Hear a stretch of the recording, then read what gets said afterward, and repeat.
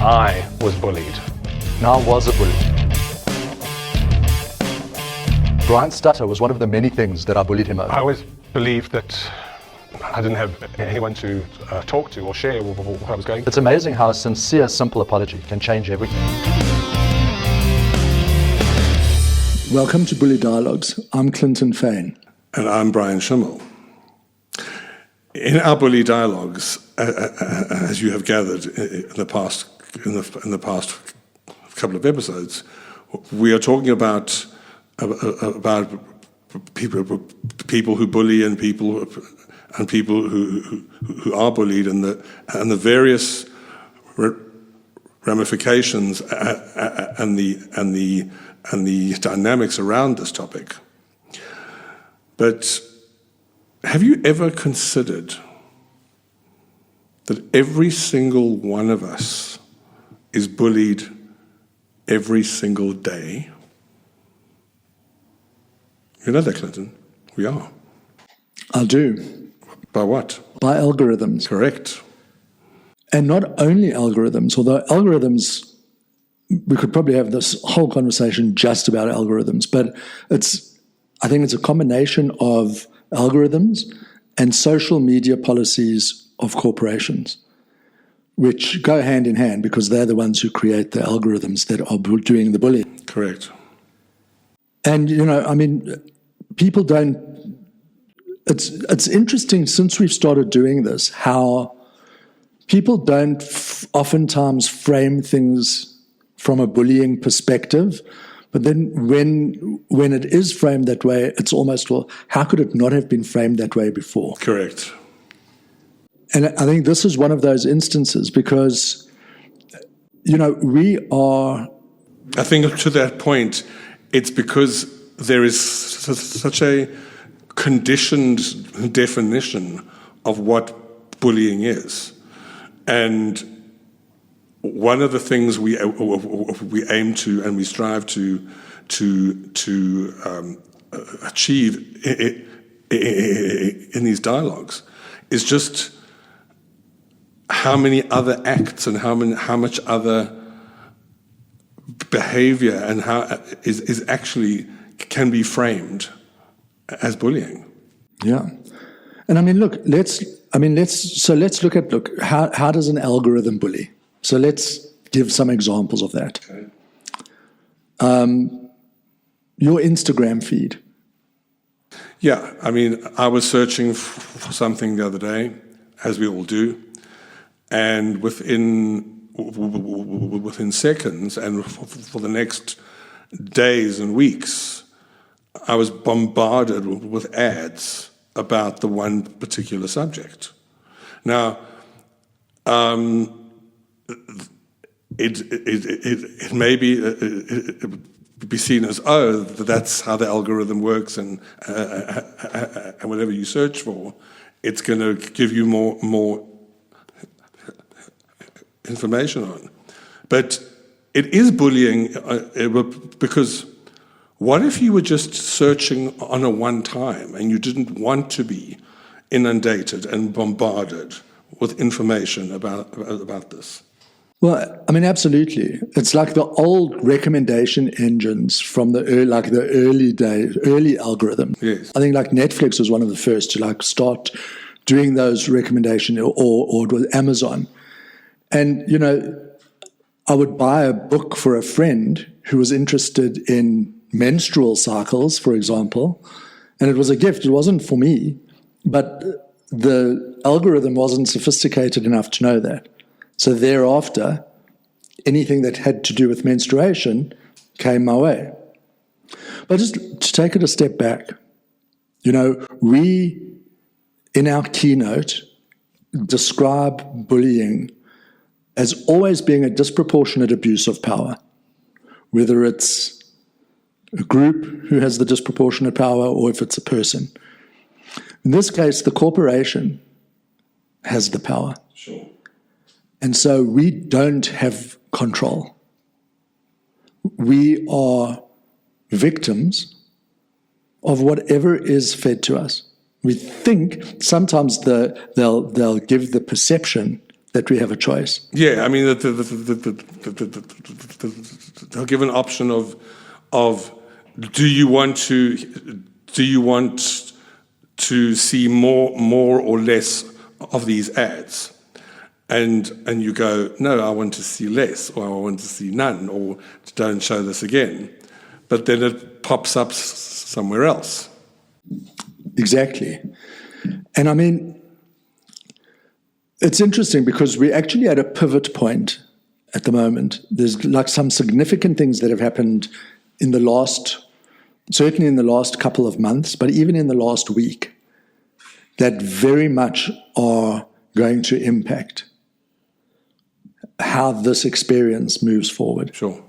So the one is to do with TikTok, because if it's not owned, and this was a Joe Biden initiative, but if it's not owned by an American company by January the 19th, it has to not operate in America anymore. Okay. Now, that's a big deal for people who make a living on TikTok, because there are a lot of influencers and people whose daily survival depends on TikTok operating. So there's a chance that, someone steps in quickly, some American, in a nightmare scenario, Elon Musk, so that he then owns X, formerly Twitter, and TikTok. That's one potential nightmare scenario that could happen. Or some other company, some other US company. You could hope that, okay, maybe it's someone who has ethics and decency. But we haven't seen that, because if you take X, formerly Twitter, right, the manipulation that happens on that platform, I mean, it happened before, but now it's so pronounced, unashamed. It's like just constant. So just recently, there was this war that broke out between the old MAGA faction and the new tech bro MAGA faction. Right. And sort of this war broke out. And, from my perspective, I just grabbed the popcorn to watch, because I don't care who loses or who wins in that fight. But what happened was, so he was shadow banning, which is a way of your posts not reaching who they're supposed to reach, right, when they're supposed to reach. And in some cases, actually kicking people off the platform or taking away the verification badges, which mean nothing on X anyway, because verification badges. So in this whole tumult of the internet, right, there's one of the things that Twitter had done, among with other platforms, is that you could verify who you were. So Brian Schimmel, you didn't want someone pretending to be you. Right. And claiming to be a music director and to be doing these things in your name. Right. And so there was a way that you could be verified. You would get the blue thing. Correct. Sure, it was a little bit elitist, and the criteria that made you eligible to be verified was a whole thing.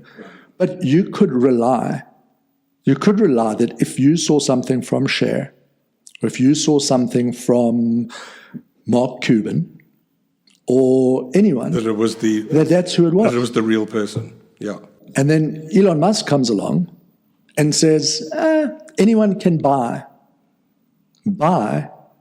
a blue verification mark.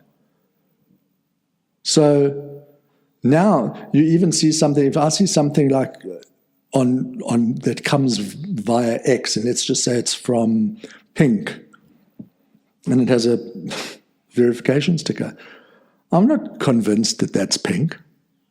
I mean, it could be anyone who's just paid to have. Who's paid and who's posing as, yeah.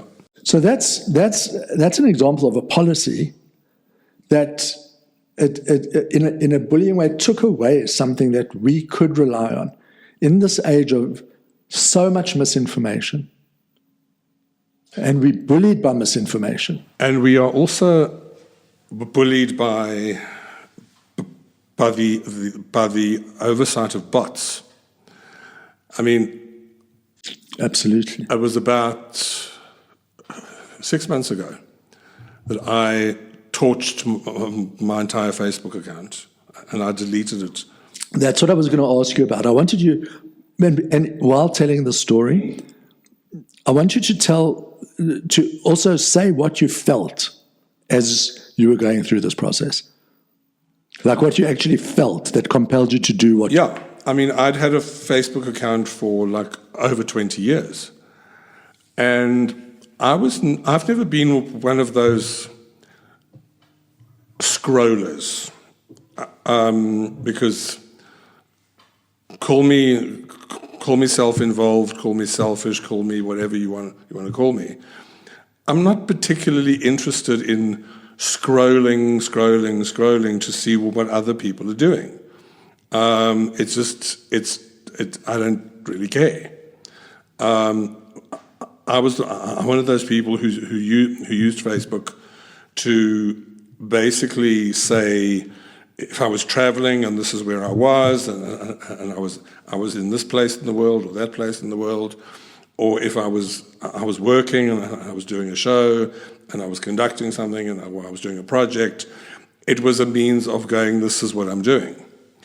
I was not one of those people who used it for opinion and for being provocative.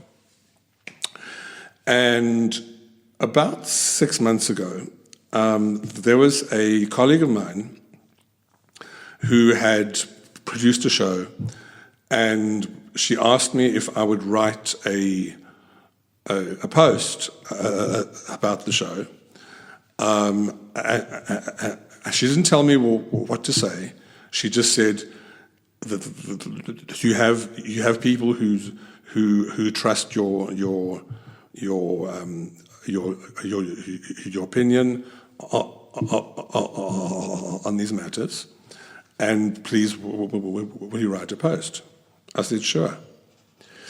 And also the thing is that people in my industry, in the entertainment industry here who know me, know I do not post often about things I see, because I'm not one of those people who writes, oh, it's wonderful, oh, it's fabulous, oh, it's great, oh, it's brilliant about everything I see. I'm just not that guy. But at the same time... And because you don't think that. Correct, but I'm not going to be a bastard and say, it's awful, it's horrible, it's mediocre. I just say nothing, which often says everything it needs to say, because when I rave about something, you can't stop me. So I write this post for my friend, which was actually a post all about her school of students who had put together a show with using the music of Meatloaf or Jim Steinman. And lo and behold, 2 days later, the post has been removed. By Facebook. By Facebook. And I was not given an option to contest it or to argue it. I was told, and these were the words, I will never forget them. Your post has been pulled because it, quote, appears as if you are gathering sensitive information on others, end quote. Jesus, I mean, the irony, Facebook, I mean, who gave Cambridge Analytica access to everything to manipulate an election. But, I mean, that's just, I mean, the irony. And the further irony is that I don't write political comments or provocative comments. It's just not who I am. I don't have any issue with people who do. But it's just not who I am. And I was so fucking angry. I was so fucking angry that I just went, fuck this. I will not be bullied by AI bots. And I torched my entire 20 years. Gone. I mean, and that's, it's such a perfect example, because here's the irony. So the bot, which is trained, so the bot, Facebook knows, or Meta, let's just say, name names, they know exactly what the bots are doing. So, interestingly, our podcast, which would be beneficial for children to hear, even if I say fuck. Even if you say fuck.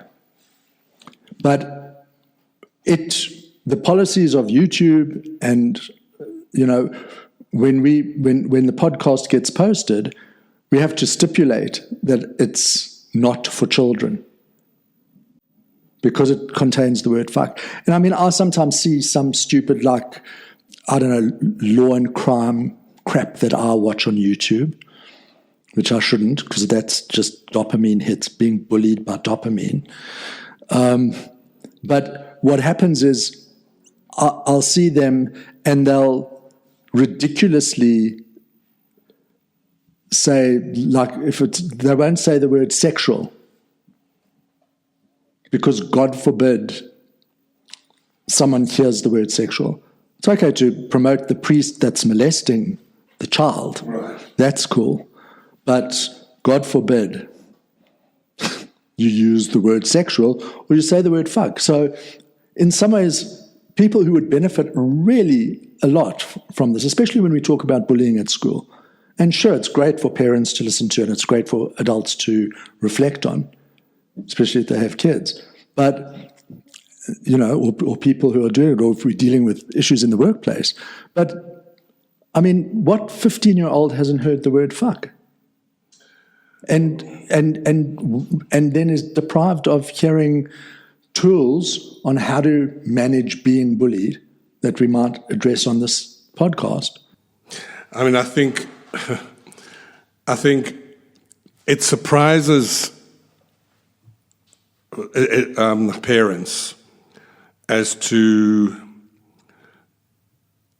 just what their kids actually know and what their kids actually are exposed to.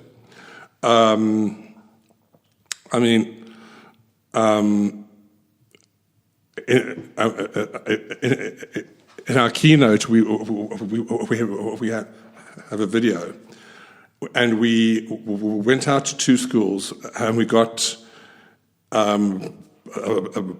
bunch of students to share with us some of the language that they either have used or have heard or have encountered in the context of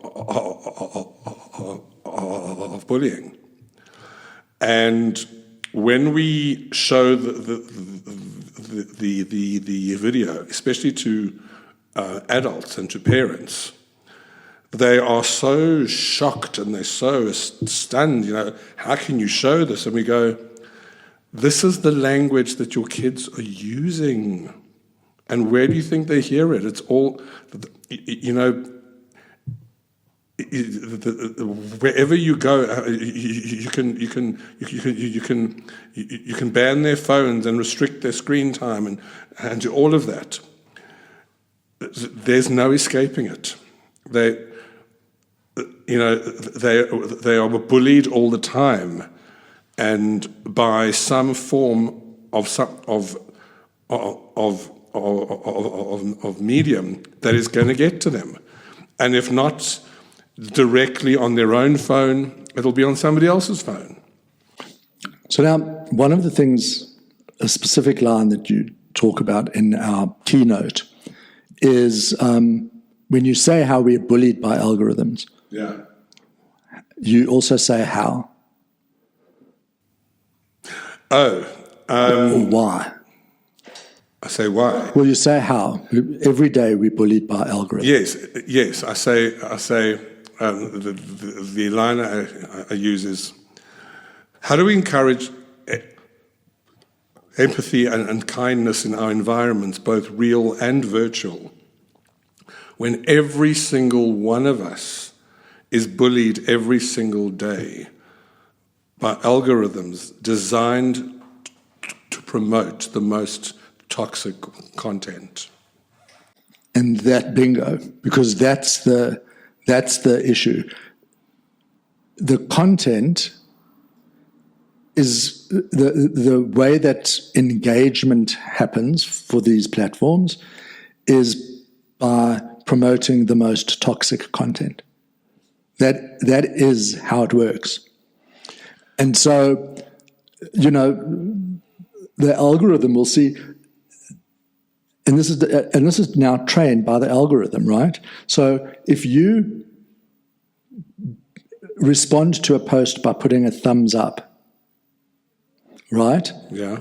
And someone else responds to a post by putting an angry emoji, the more angry emojis, the higher that content will rise.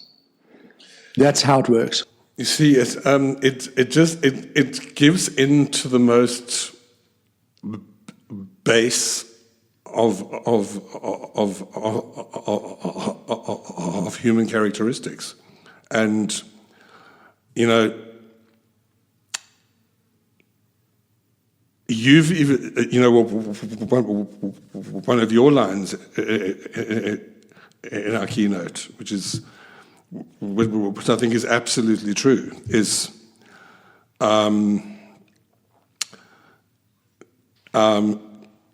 technology is not nefarious. Technology is neutral. So the technology itself is neutral. It's the corporate minds behind the technology who are feeding into the darkest and the basest and the most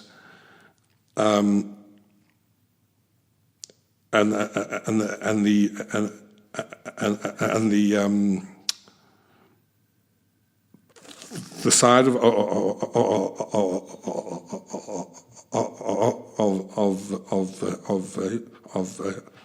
humanity that it goes back to even if you think of centuries ago of public burnings and public hangings, there's something in the human condition that is satiated and sated by seeing things that are dark, and seeing that there's something that satisfies the human condition to witness the profound torture of others. And what the algorithms are doing is that they're feeding into that side of human nature. Because, yes, you'll always have people who go, yeah, but peace and harmony, and let's make the world a better place, and yada yada yada yada yada, which I don't disagree with, but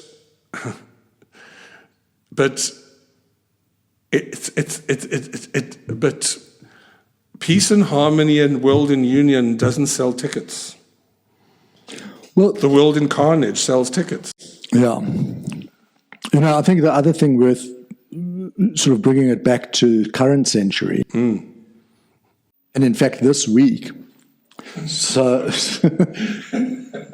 But I get the point. My point is that whether it was then or now, it's all feeding, it's using different different means Yes.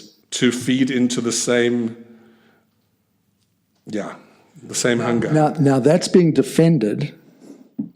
So let's just jump here for a second. Oh, yeah. So this week, Mark Zuckerberg announced that Facebook is henceforth going to, they had, during the election and during the Biden administration, had manipulated the algorithm to downplay political posts.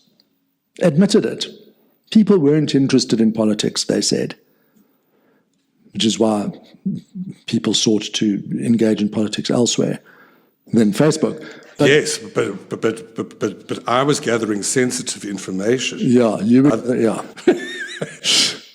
So they decided now that actually a lot of the freedom of speech, there were too many freedom of speech issues. So they are, from a content moderation standpoint, if you decide that you want to call a trans person or a gay person mentally disordered, now it's cool. It wasn't before. Now you can.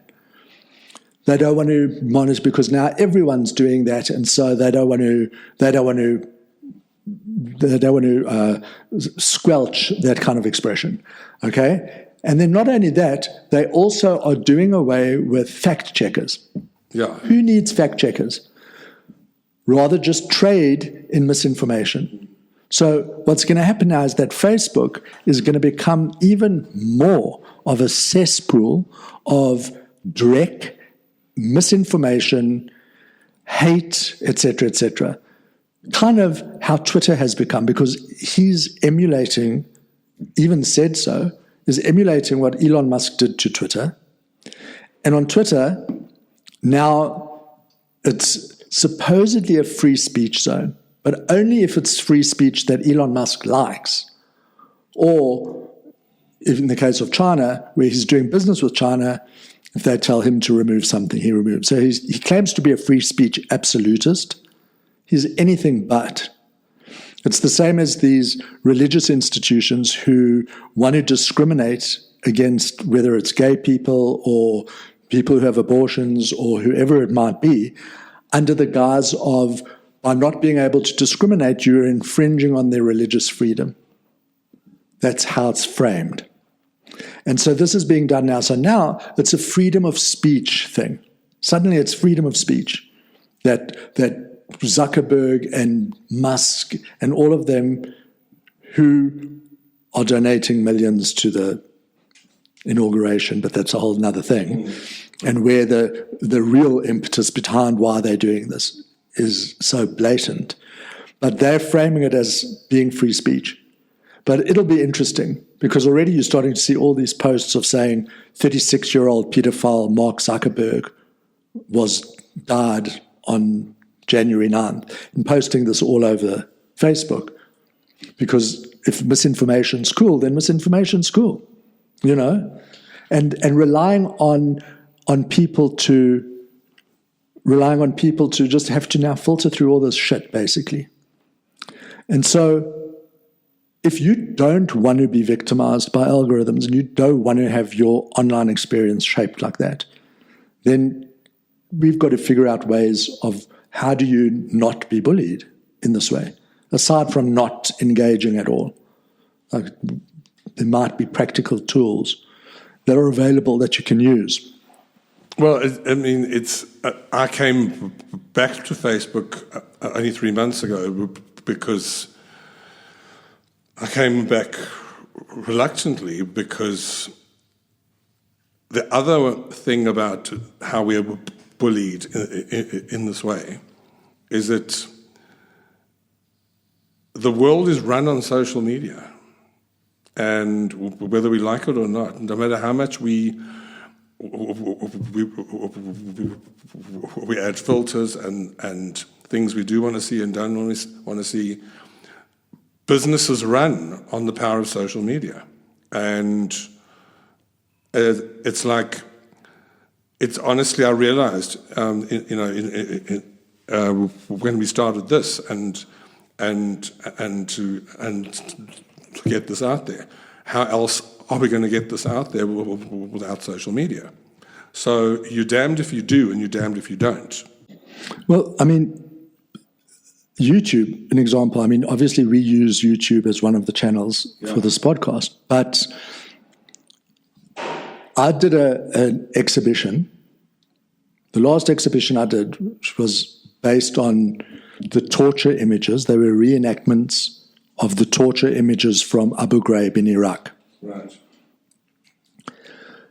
They were a commentary, so they were very explicit, whereas the military and the media had blurred out genitals and body parts that they deemed inappropriate.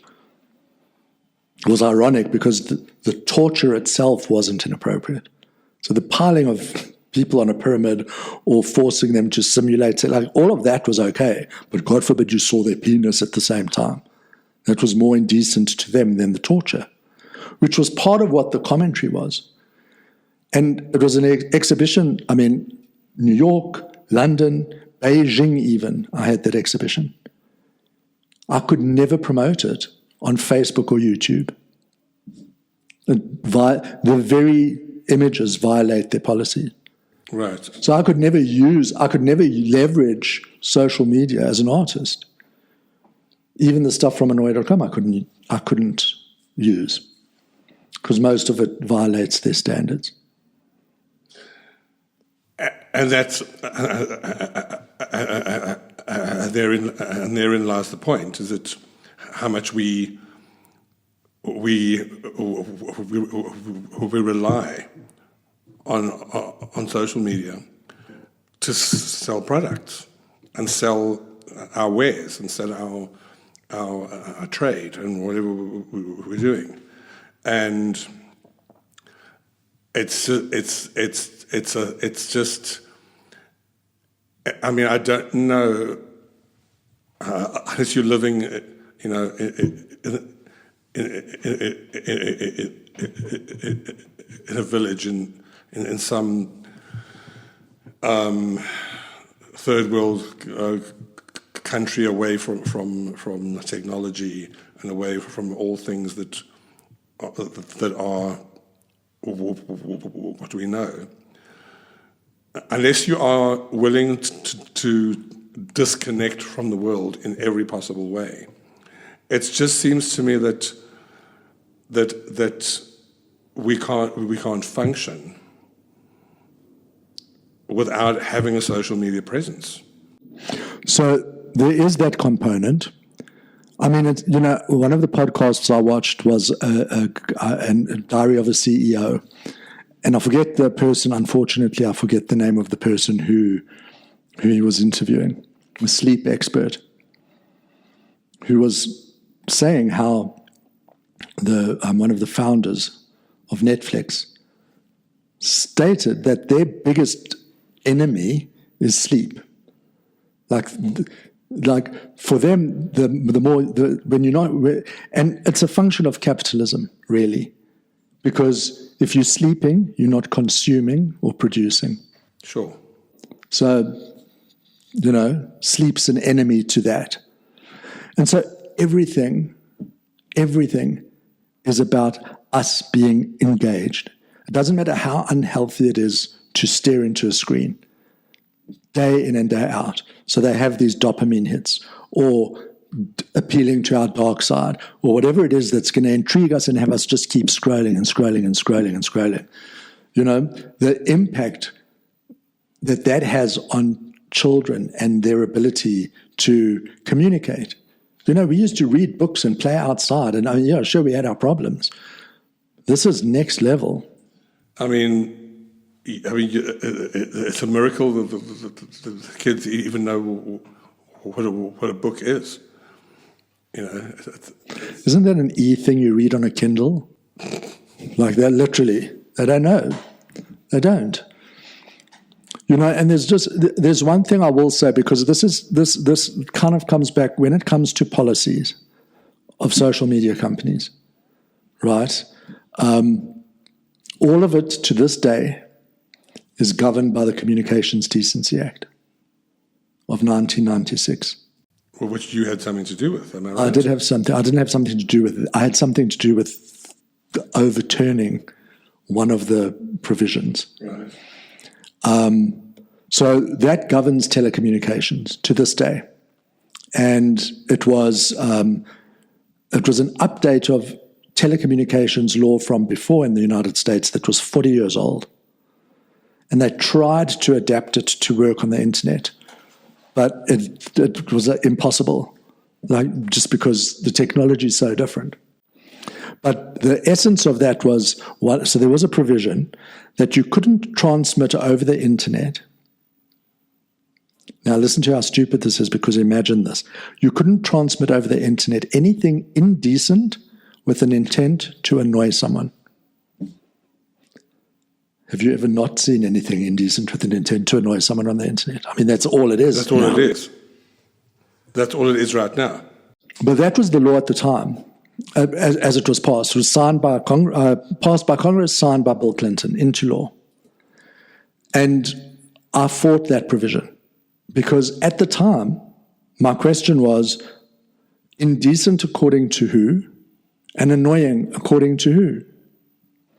Because I could credibly argue, and this was one of the examples, that,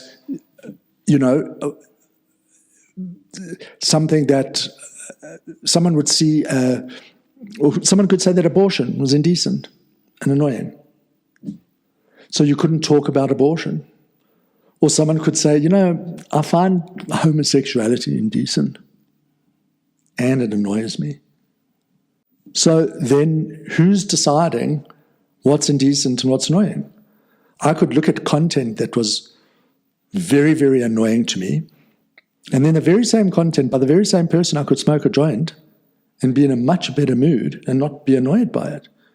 So even that wasn't the content, it was the person responding to it. Correct.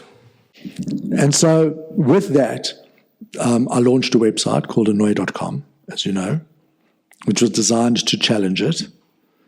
And that case went all the way to the Supreme Court, based on the fact that the provision was unconstitutionally vague. It was, for those very reasons. And so now, given what I know of how what came after that was Facebook and Twitter and all of those things, would I have spent my money and my time being interrogated by the FBI, all of those things that happened to facilitate the transmission of indecent and annoying speech? I don't know so much. But I mean, looking back is what do they call it? 2020 hindsight. Yeah, hindsight is 2020 vision. I mean, could you have known in 1996, 97, whenever it was, that that nearly 30 years later, that this is where it was all going to lead to? Yeah. And back then, I was a free speech absolutist. And I'll tell you why. And to some degree, I think it's important because we're dealing with now, with people that we speak to, whether it's schools or corporations, we're talking about policies. And sometimes there are zero tolerance policies which we don't particularly ascribe to, because we believe that there needs to be room for redemption. And we can go into a whole conversation about that another time. But suffice to say that these policies are important. So when you've got a zero tolerance policy where you can't say a word or you can't express a sentiment, I think it's problematic, because how do you even teach that it is offensive if you can't say what the offensive thing is that you're trying to teach? Right. There's a word that rhymes with rich, but it's got to be. But you can't say bitch. it's so stupid. Like, you need to be able to explore these ideas. At the time, on Hanoi.com, there were white supremacists, there were anti-Semites, there were liberal. I mean, it was across the board, everything. And it was a free-for-all. The only thing you couldn't do on Hanoi.com was sell guns. Otherwise, you could say whatever you wanted. And at the time... Which was, whether you realize it or not, was such a precursor to what social media has become. Yeah. But also at the time, like someone said to me, someone published excerpts from Mein Kampf on it. And people were saying to me, as the publisher, how can you allow Mein Kampf on there? I was like, because how are you going to know what Hitler wrote if you can't read it? Like, it doesn't mean I ascribe to it. You have to be able to read it. Also, I want to know if there are people who are using that as a life guide. I want to know who those people are. I want to know where they're coming from. If people want to kill the gays or, kill black people, we want to know. Express it. Because banning the words doesn't get rid of the sentiment. No. It hides it. It just makes it more difficult to spot. But you've always said as well, which I think a lot of people don't realize, is that you believe, as a free speech absolutist, you don't believe in banning free speech, but you do believe that speech has consequences. Absolutely. That's the big misnomer. People think that free speech means free from consequence. No, it doesn't. And I think that also free speech, the way I saw it then, was I didn't believe that government should be telling you what to say. That doesn't mean I believe that you can just say whatever you like, wherever you like, and that there are absolutely no restrictions whatsoever. There are things like social etiquette. On a social media platform, the owner sets the policy. Yes. So you can have a content moderation policy, you can have terms of service. Most of our speech online isn't governed by the government. It's governed by the terms of service of YouTube and Amazon and all of these places. And I'll tell you who's very much like that is Zoom. Zoom is very much like that. Zoom have terms of service because there are people who create all sorts of rooms on Zoom that are iniquitous in all various manner, and it's the most politely described way I've ever heard that put. And it's happened to me. If you are given a Zoom link and you don't know exactly what the content is, but you think you know what you're going into, the moment you click on the link, Zoom will ban you. And you can appeal it, but as far as they are concerned, just by entering a room that they had deemed inappropriate or against their terms of service, you are a participant whether you have said one word or not.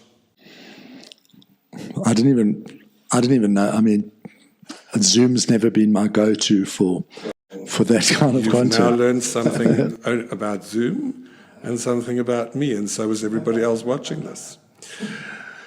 But just to make that like one point, so we should ban bullying words, either in a workplace or at a school. How's that really going to help? That's not addressing the issue. No. And also, I've always said that when you ban anything or you make anything forbidden, it makes it more interesting, it makes it sweeter, it makes it more interesting and more provocative. You know, it's my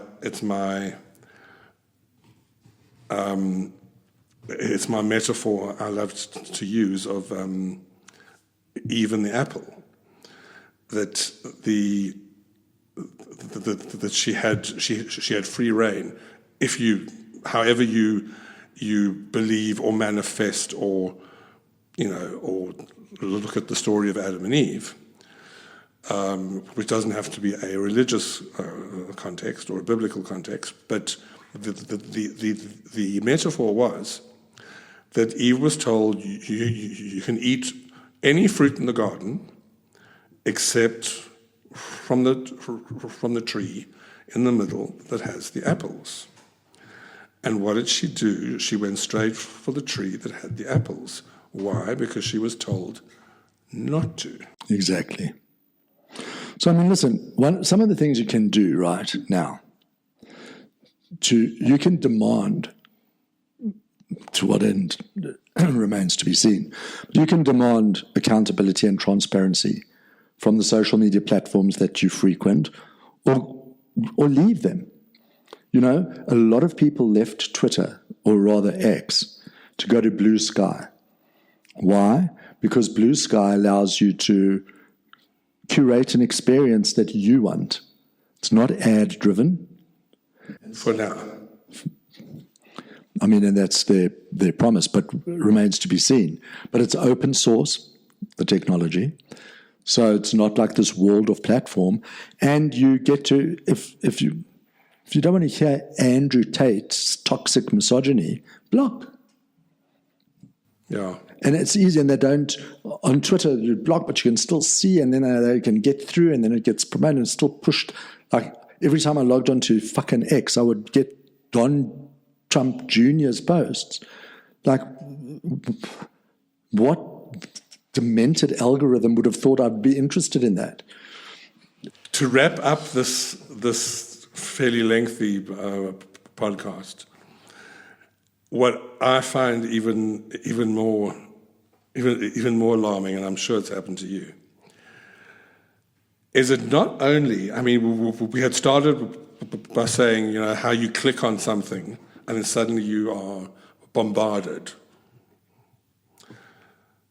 How many times has it happened? And recently I've seen that there's been a lawsuit against or a payout by Apple because Siri was listening to a whole bunch of people.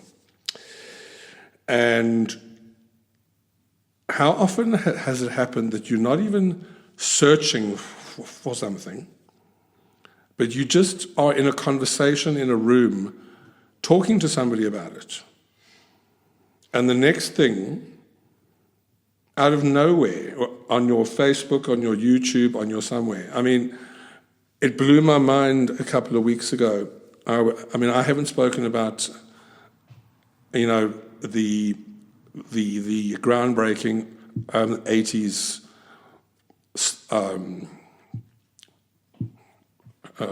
television shows, or the shows that way before streaming had reshaped television, and it was Dallas, and it was Dynasty, and all of those late 70s, early 80s series. And I kid you not, I went on YouTube about half an hour later, and there was suddenly a Dallas clip and a Dynasty clip, and it's like... Or Dynasty, as they say in the States. I was like, what? I mean, listen, as we wrap here, I think it's important to know that these algorithms are silent bullies. And hopefully this helps to shine a bit of a light onto it, because there are things you can do about it. You can log off, Fucking go outside. Just don't be tricked by the dopamine hits that they're feeding you. That you have to. Just you can. It's hard, but you have to work against it. And by the way, I'm still not a scroller. So anyway, thanks for listening. Please remember to subscribe or like, or to send this to people who you think would be interested. And we'd like to hear, from you. If there are things that you can relate to in this story, or how you feel bullied by technology. Definitely. Thanks for tuning in. Cheers.